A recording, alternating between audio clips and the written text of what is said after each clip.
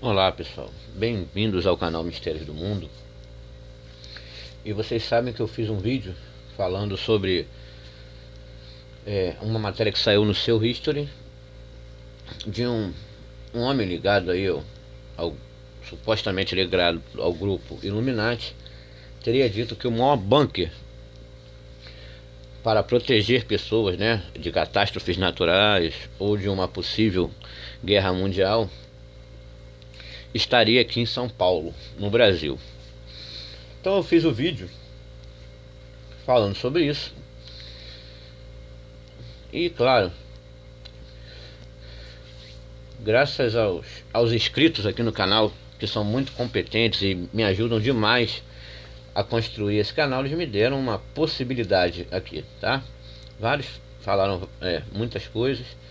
Aqui o Rony falando, deram uma pista do Templo de Salomão em Sampa. Aí o Buscador da Verdade, o João Carlos, o Dark me mandou um link de um vídeo, canal escatológico, falando sobre a corrupção. E aí o pessoal tudo falando aí, ó, esse bunker está debaixo do Templo de Salomão, o Templo de Salomão em São Paulo, tá? O Templo de Salomão. Então, quando eu vi o assunto do bunker, eu não cheguei a pensar, na época que eu fiz o vídeo, sobre o Templo de Salomão. E o Dark Society aqui, ele mandou aqui esse link. É desse vídeo aqui, ó, Verdade em 10 Minutos, onde não sei se é um pastor de uma igreja, ele fala que o Templo de Salomão esconde quartel militar do PT. Aqui nesse vídeo ele aborda vários aspectos interessantes sobre a construção do templo, a facilitação, né, dos órgãos governamentais para que ele fosse construído, a rapidez com que ele foi construído, os incentivos fiscais. E ele fala também de uma denúncia de um jornalista da UOL que fala que existem 15 andares para baixo do templo. E como na matéria do History, o cara, o membro lá, o suposto membro dos Illuminati, disse que esteve em São Paulo vendo e que era o maior bunker. Nós sabemos que existem bunkers lá na Noruega, onde eles guardam sementes de todas as espécies, inclusive já mostrei aqui. E existem nos Estados Unidos, na Europa, espalhados pelo mundo todo, a gente sabe que existem esses bunkers. Mas esse suposto Illuminati disse que o maior está em São Paulo. E aí, devido a essas referências ao Templo de Salomão, aqui esse vídeo, ele fala que existem 15 andares, segundo um jornalista da UOL. Eu só não mostro o vídeo aqui, gente, porque eu tô sem som no sistema. Mas vocês vêm aqui na Verdade em 10 Minutos e vejam. O que eu acho que é um pastor tá falando aí. Tudo sobre o tempo, sobre os incentivos fiscais, o tempo recorde da construção e várias coisas realmente muito estranhas. Só que ele coloca aqui como quartel militar do PT. É óbvio que isso também é algo para o que o jornalista da UOL, porque o jornalista da UOL fala isso na sua reportagem. Mas nós sabemos que isso aqui não tem nada a ver com o quartel militar do PT.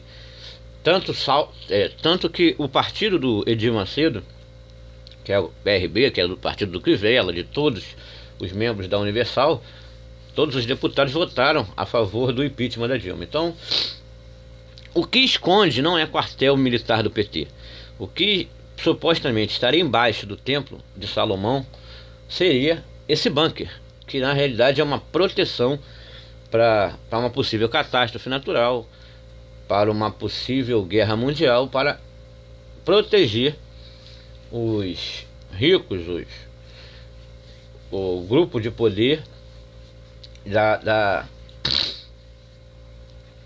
de uma possível catástrofe, de uma possível guerra.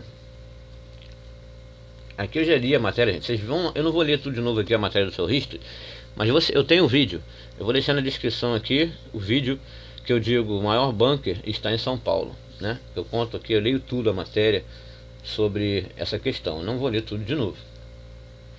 Então, primeiramente, agradecer aos inscritos que me deram essa pista, porque realmente, se o jornalista falou, denunciou que haviam 15 andares para baixo do Templo de Salomão, da Universal, e apesar do pastor aqui dizer que era esconde quartel militar do PT, isso não é verdade. O que estão querendo encobrir realmente é que existe um bunker para proteção de catástrofes e guerras, e não, até porque, como eu volto a dizer, todos os membros do partido do PRB, que é o partido do Edir Macedo, votaram a favor do impeachment da Dilma.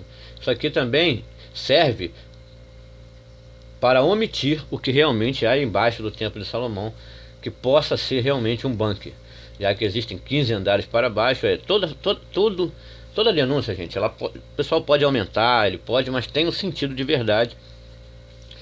Então, gente, eu queria fazer uma pequena explanação sobre o templo, porque a gente vai nas escrituras aqui agora, que eu resolvi, eu ia só falar dessa pista sobre o bunker que está embaixo do Templo de Salomão, da Universal, mas eu resolvi fazer essa pequena explanação sobre a questão do templo. Eu já fiz um vídeo inteiro falando sobre o templo, na época do canal Água Viva, alguns anos atrás, quando eu tinha o canal Água Viva, né, que o Mistérios do Mundo ele surgiu agora há 5 meses, mas eu já tinha um canal do qual eu falava só de escritura e tal, e lá atrás, se vocês forem lá atrás, eu falo sobre a questão do templo, mas eu vim fazer uma pequena abordagem sobre o templo, coisa rápida. Quem tiver interessado, assistam até o final, porque sobre a questão do templo, sobre a questão do bunker que está em São Paulo, eu penso que faz muito sentido estar debaixo do Templo de Salomão, devido à rapidez com que ele foi construído, os incentivos fiscais dados pelo governo e N questões que estão envolvidas aí. Bem, aqui em 2 Samuel capítulo 7, eu não vou ler tudo para não ficar muito longo. O rei Davi aqui, dizendo ao profeta Natan que morava em casa de cedro, e que a arca de Deus morava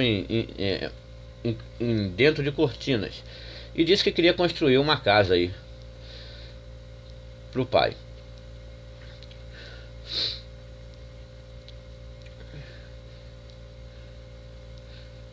Perdoe o programa aqui, gente. Eu vou tentar puxar aqui.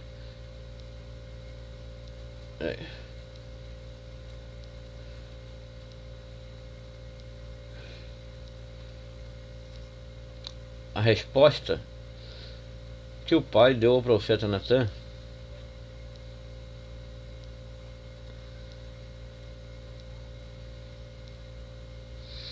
foi, eu não vou ler tudo porque o programa já está lento. Se eu ficar lendo tudo, aí o Criador vem falando para Davi que tirou ele de trás da malhada das ovelhas, que levantou ele, fez ele grande, e falando da petulância de Davi em querer construir uma casa para o pai.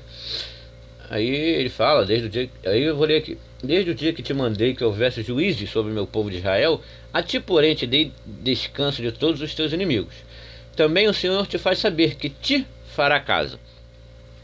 Então, no momento que Davi diz que vai construir uma casa para o pai vem dando, vocês podem lá em 2 Samuel capítulo 7 ler, ele vem dando aquele pito em Davi, né, através do profeta Natan, dizendo que depois que ele dá o pito, ele fala: o Senhor te faz saber que te fará casa. Então o pai deixou bem claro que Davi não poderia fazer casa para ele, porque ele faria casa para Davi. Então essa casa é de pedra, gente, essa casa é espiritual. Essa casa é o reino vindouro, o qual o Criador estava aí. Aí ele deixa claro aqui, ó: quando teus dias forem completos e vieres a dormir com teus pais, então farei levantar depois de ti um dentre a tua descendência e estabelecerei o seu reino. Quando ele fala isso, ele já deixa claro que não era Salomão que iria construir esse templo. Ó: quando os teus dias forem completos e vieres a dormir com teus pais, então farei levantar depois de ti. Isso aí, depois que Davi estivesse morto, ele faria num futuro levantar um que edificaria a casa e o reino, que sairia aí da descendência de Davi. É óbvio que ele fala do Messias, aquele que morreu por nós, Ele fala do nosso Salvador. Então, gente, porque quando os teus dias forem completos, vamos entender, e vieres a dormir com teus pais, então farei levantar depois de ti um entre a tua descendência. Porque quando Davi morre, Salomão, quando Davi era vivo, Salomão era vivo. Então não poderia ser Salomão a construir essa casa. E essa casa não é de pedra, essa casa que ele está dizendo aqui é espiritual. O Pai te fará casa. Não é um templo de pedra, entende, gente? Então, depois que Davi morresse, ele faria levantar. Então, isso vem, olha aqui o que ele continua dizendo, para matar de vez essa situação. Este edificará uma casa ao meu nome, e confirmarei o trono do seu reino para sempre. Então a casa e o reino seria para sempre. A pergunta é, se ele estivesse falando de Salomão aqui para construir a casa, o tempo de Salomão durou para sempre? Não, porque Nabucodonosor destruiu completamente o templo de Salomão. O reino de Salomão foi para sempre? Não, porque Salomão morreu. Então, este edificará uma casa ao meu nome. Quando alguém cita o templo de Salomão, ele cita templo do Criador? Não, cita templo de Salomão. Então o templo de Salomão não é a casa que o pai prometeu. Não era o templo que o pai queria. O pai não permitiu que Davi, nem Salomão, nem construísse templo algum. Porque ele falou que ele faria a casa para ele, e quando ele diz isso, ele diz que faria para nós. Quando fala casa de Davi, ninguém pensa logo em templo de pedra, mas não é. Quando ele fala casa de Davi, casa de oração, ele está falando do reino vindouro, porque ele está aqui, ó. Porque o pai diz, eu te farei casa. Casa para Davi, quando ele fala casa para Davi, ele fala para todos nós. Entendeu? Então, mas não é um templo de pedra, é uma casa espiritual. Ó, este edificará uma casa ao meu nome. Desde quando alguém chama o templo de Salomão de templo do Pai, templo do Criador? Não, é templo de Salomão. Então aquele templo é de Salomão. Templo, inclusive, que ele construía altares para vários deuses. Ele construía altares a Moloque, ele construía altares a vários deuses estranhos naquele templo. Por isso que eu digo que Salomão, o templo de Salomão e Salomão em si é um dos pais da maçonaria. O templo de Salomão é berço da maçonaria.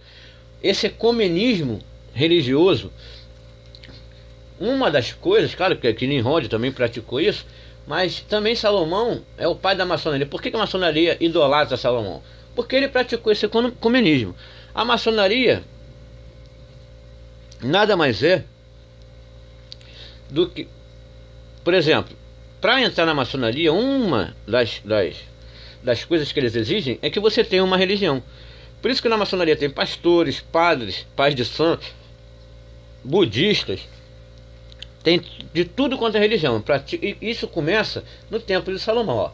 Assim o Salomão praticou o que era mal perante o pai, e não procurou seguir as orientações de Deus. Nessa época, Salomão construiu um altar.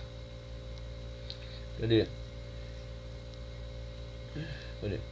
Nessa época, Salomão construiu um altar em homenagem a Quemosh, Camus, o odioso e nefasto deus dos Moabitas, sobre o monte ao lado de Jerusalém. E a Moloque, altares, abominação dos Amonitas. Ele fez o mesmo para todas as suas mulheres estrangeiras, que ofereciam incenso e sacrifícios aos seus deuses de divindade.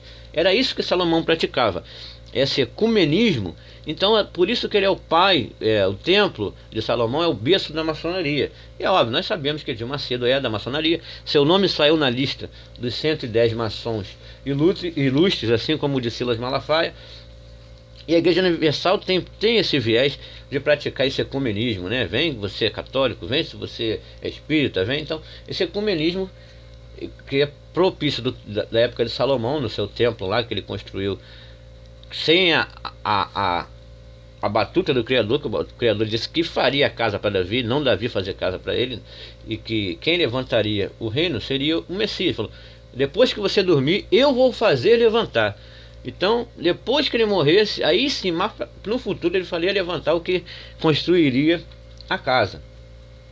Então isso deixa claro aqui, ó, qual o filho de Davi verdadeiro que construiria a casa. Aqui a gente vai para Lucas, capítulo 1, e ele fala lá que o reino e a casa seriam para sempre. E o templo de Salomão não durou para sempre, porque Nabucodonosor destruiu. O reino de Salomão não durou para sempre, porque Salomão morreu e... Entendeu, gente? Então, Lucas 1, ele fala aqui, também, agora o problema é puxar aqui, gente.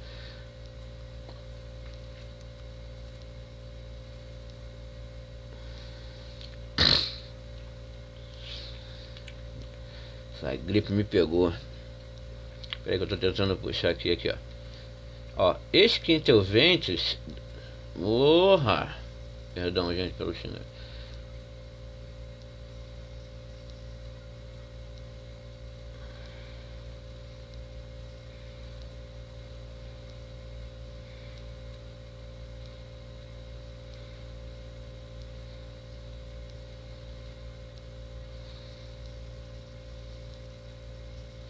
Olha aqui, ó. Eis que em seu ventre conceberás e darás a luz ao filho, e por-lhe-ás o nome de Jesus, né? Este será grande e será chamado Filho do Altíssimo, e o Senhor Deus lhe dará o trono de Davi, seu pai. Tá vendo aqui? Lá naquela hora quando ele fala, eu te farei casa, e farei levantar de ti um da sua descendência, que depois que você estiver morto, eu farei levantar. Então não poderia ser Salomão nunca construir essa casa, até porque o pai que faria a casa. Ó, este será grande e será chamado Filho do Altíssimo, e o Senhor Deus lhe dará o trono de Davi seu pai, e reinará eternamente na casa de Jacó, e o seu reino não terá fim. Então está deixando bem claro que o Messias era o rei, não esse Mitra, gente, não confunda o Messias com esse Mitra louro de olhos azuis aí apresentado pelas igrejas, pelas religiões aí, tá, gente? Não confunda aquele homem humilde, digno de pena, que tem certa hora até que fala mulheres piedosas. Então quem deram comida para ele falou que nessa terra não tinha nem onde recostar a cabeça. Então não confunda o Messias, aquele que morreu por nós, tá? As pessoas têm mania de confundir. Não confunda aquele que não tinha onde recostar a cabeça nessa terra, aquele que era digno de pena, porque mulheres piedosas ajudaram ele, deram comida a ele. Não tinha, às vezes não tinha o que comer, não tinha o que vestir. Ele mesmo dizia, eu nessa terra não tenho nem onde recostar minha cabeça. Então não confunda esse homem humilde que morreu pela nossa salvação com o Deus louro, poderoso, que nos dá carro, nos dá casa, que esse aí não é o Messias que morreu por nós, tá, gente? Não confunda, as pessoas têm maneira de confundir. Esse aí é aquele que, esse Deus louro de olhos azuis, é aquele que levou lá o Messias lá no pináculo e falou, ó, todos os reinos, todas as riquezas a mim foi entregue. Essa raça é Satanás, raça Satã. Ele levou o Messias no lugar alto, mostrou todos os reinos da terra, né? Até porque se a terra fosse uma bola, o reino de baixo não daria para ver. Então para o Messias ter visto ali no lugar alto todos os reinos da terra, junto com Satanás levou para tentar ele falou, tudo a mim foi entregue e eu posso te dar. E o Messias disse o quê? O meu reino não é deste mundo. Justamente aqui, ó. Ele será grande, o Senhor lhe dará o trono de Davi, e reinará eternamente, e o seu reino não terá fim. Então quando ele diz que o meu reino não é deste mundo, porque este mundo é passageiro, gente. Entendeu? Este mundo aqui é físico, a gente está preso ao espaço-tempo e preso a várias coisas. Então, para deixar claro, para fechar com chave de ouro, que o pai nunca mandou construir templo algum, e que o templo de Salomão era berço da maçonaria, praticava o ecumenismo religioso, assim como a Igreja Universal pratica, e várias outras, gente. Isso aí todas elas no mesmo balaio, a maioria no mesmo balaio. Eu não estou aqui eu estou aqui para mostrar o que é, gente. Goste, doa quem doer, não tem. Aqui deixa eu tentar abrir aqui em Atos 7, a gente vai fechar com chave de ouro esses raciocínios.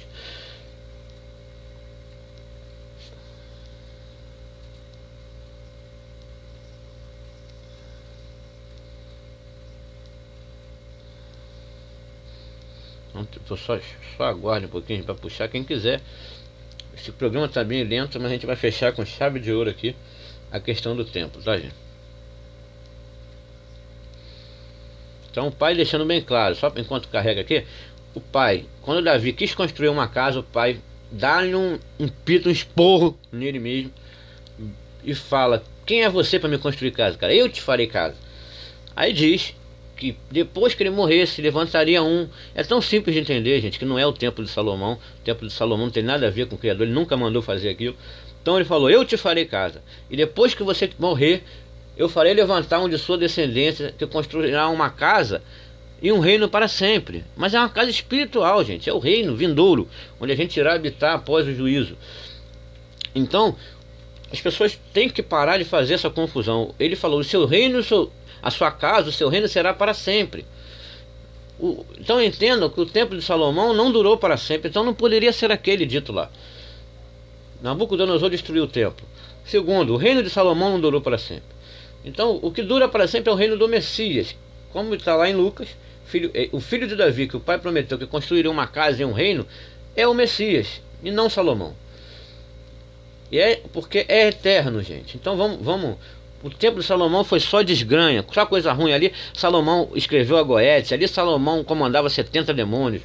Ali, gente, ali Salomão praticava como um deus, um altar a Moloque, um altar a milhares de deuses. Cada esposa dele, que era mais de 1000, ele construiu um altar.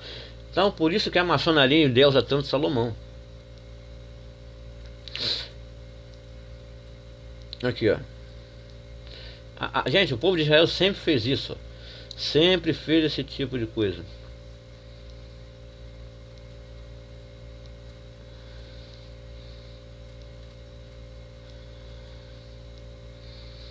Tô tentando achar aqui.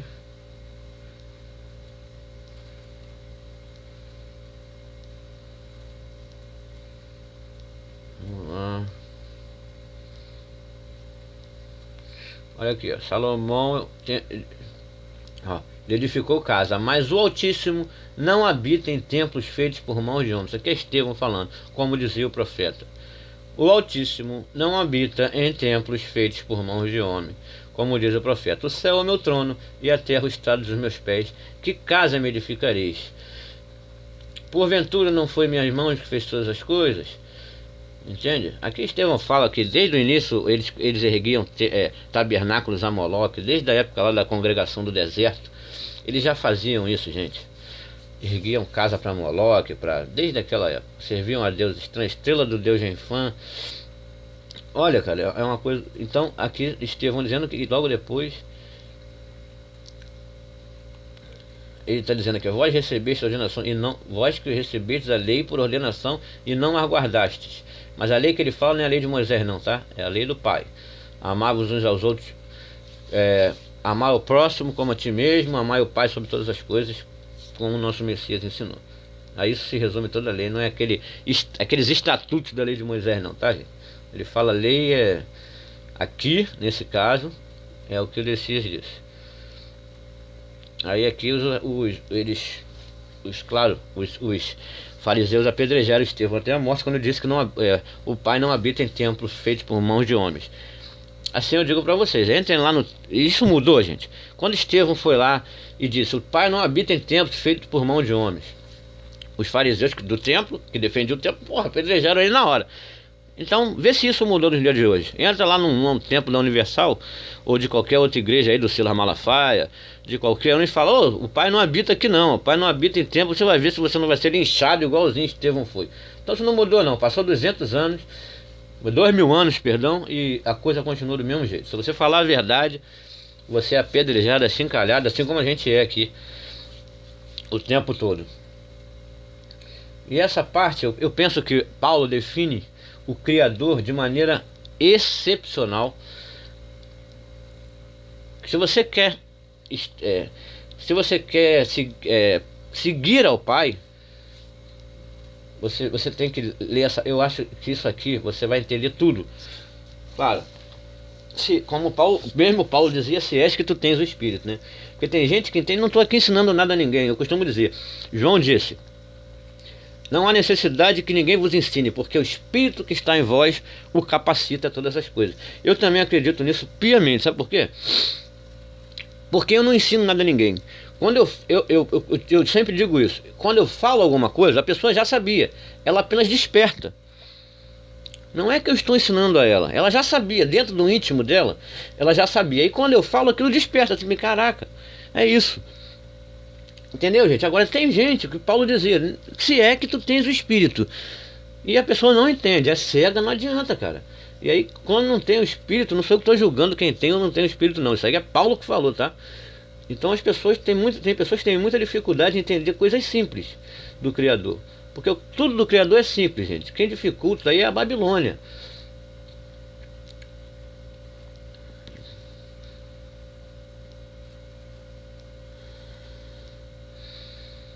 Aqui, ó, Paulo lá em Atenas, para mim ele descreve o Criador aqui de forma excepcional. Paulo subiu lá no Areópago para falar com os homens de Atenas, falando que eles eram religiosos, mas que lá em Atenas tinha altares para vários deuses. Mas aqui o Paulo vai dar a definição do Criador do céu e da terra. Vamos lá. O Deus que fez o mundo e tudo que nele há, sendo o Senhor do céu e da terra. Mais uma vez, aqui dizendo, não habita em templos feitos por mãos de homens, nem tampouco é servido por mãos de homens. Então você vê muita gente aí, religiosos, dizer, eu sirvo a Deus. Serve o quê? Vai servir o Criador com o quê, gente? Você não tem como servir ao Criador.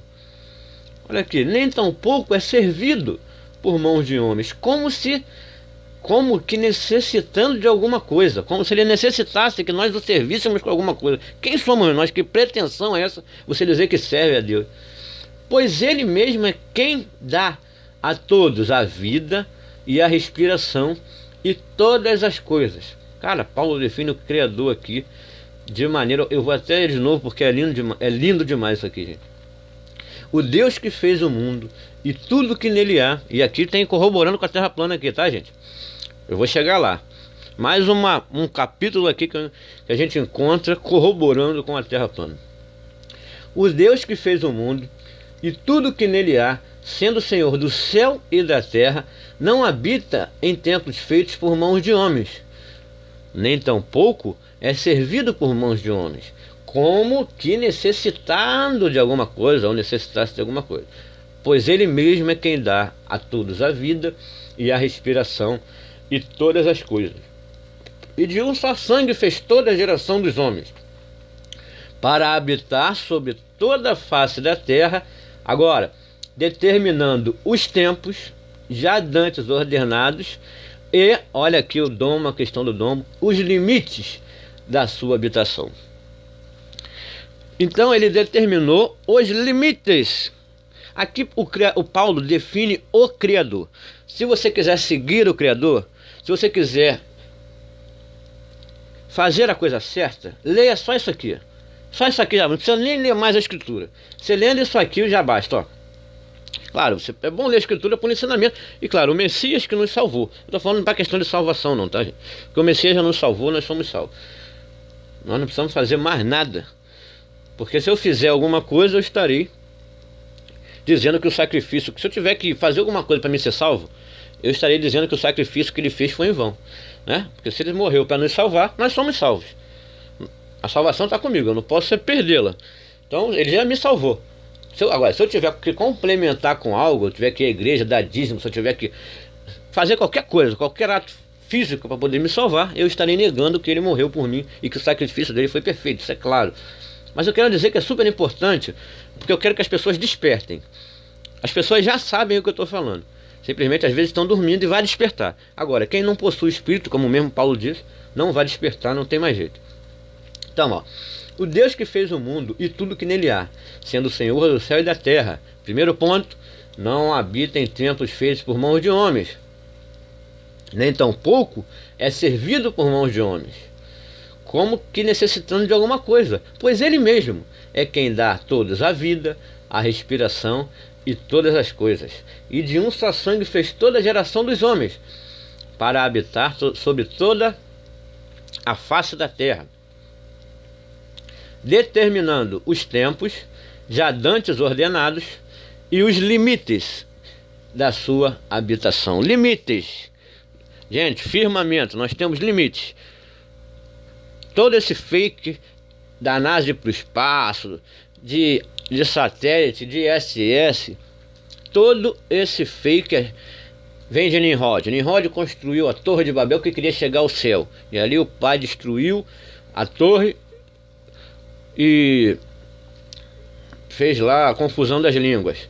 Então até hoje, porque Nimrod também é um dos pais da maçonaria, de toda essa questão Eu não falo maçonaria quando eu falo maçonaria porque é a principal, mas tem várias sociedades secretas, é claro. Então, desde que o Almirante Byrd descobriu lá o firmamento, o domo, que os aviões se desintegravam, segundo o Almirante Byrd, segundo o próprio Almirante Byrd, que eles criaram as agências espaciais e querendo chegar no espaço. E eu já falei sobre isso, não vou voltar aqui, gente. O vídeo eu vim falar sobre o bunker, olha onde já foi parar. Mas está deixando, pelo menos em relação às escrituras, bem claro os limites da habitação do homem. Então nós temos limites, segundo as escrituras. Mais uma aqui, mais uma parte da escritura corroborando com a questão da terra plana e o firmamento. Tá bom, gente? Então o Paulo aqui define o Pai de maneira perfeita. Então, gente, muito obrigado. Se gostaram do vídeo, dê o like. Acabou ficando muito longo, eu não esperava, porque eu me empolguei. Quando eu falo de escritura, eu começo a me empolgar. É assim mesmo, eu gosto muito de ler as escrituras e é assim, gente. Então, espero que muitos despertem com esse vídeo. Mete o dedo no like, gente, não tenha pena. Quem não é inscrito, se inscreva. Muito obrigado. Mistérios do Mundo, conteúdo original. Um abraço, pessoal.